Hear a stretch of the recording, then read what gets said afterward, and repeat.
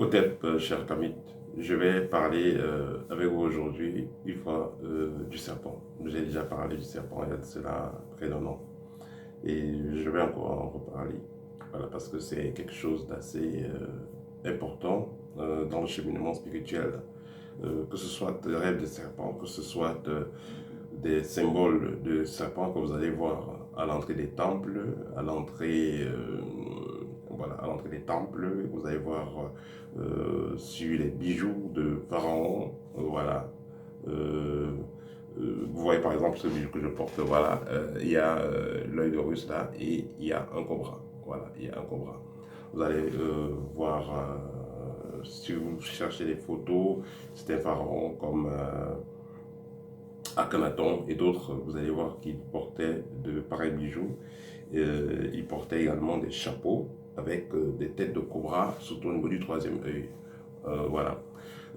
Si vous avez suivi l'histoire du Bouddha, vous allez également constater qu'il y a un cobra qui est apparu pendant son processus d'initiation.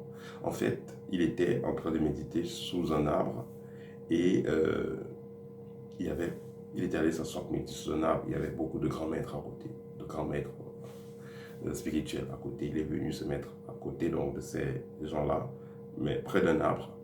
Après quelques minutes, il a commencé à pleuvoir.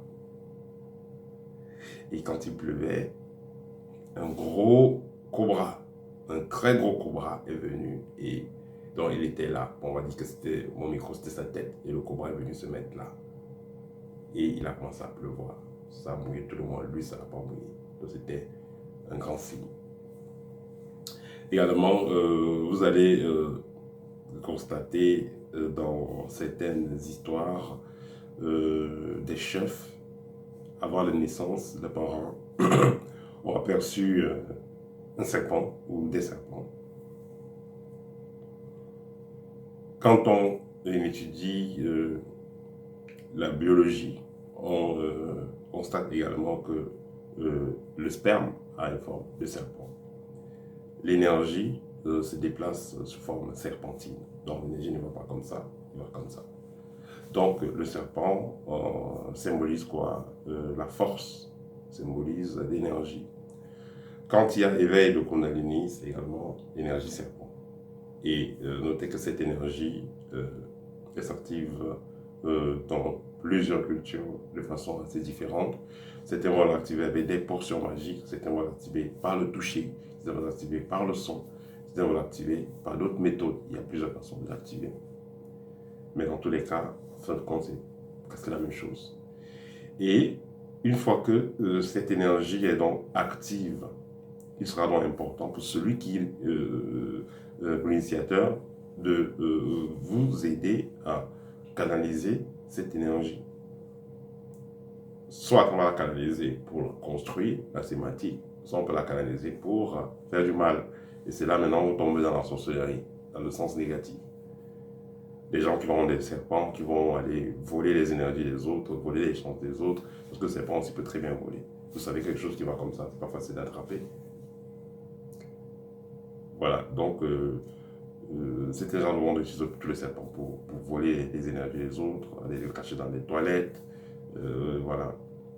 Ici, ça c'est un serpent qui est, je vais dire, énergétique, mais hors du corps. Et peut aussi être matérialisé. Parce que voilà, ceux qui connaissent un peu les histoires de sorcellerie en Afrique savent qu'il y a des gens là qui ont des serpents.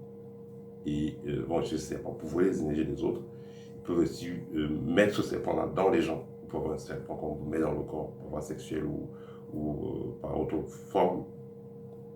Et c'est des choses qui sont réelles. Dans ce cas, ça veut dire que la personne a un serpent qu'il peut donc dupliquer, multiplier et repartir dans les différents endroits en programmant la partie qu'il envoie pour faire un certain travail. Mais dans le bon sens, le serpent symbolise, on le dit, l'énergie neutre. Dans le bon sens, si cette énergie-là est canalisée dans le sens de développement, elle va plutôt faire des miracles. Elle va plutôt être donc un vaisseau ou alors une voie de connexion à des hauts plans spirituels, à des hauts plans vibratoires. C'est pourquoi vous allez voir donc cet pharaon qui avait donc des chapeaux avec le cobra là, qui symbolisait donc la connaissance du plan spirituel, qui symbolisait donc la connaissance de la force, qui symbolisait donc l'ouverture au plan vibratoire.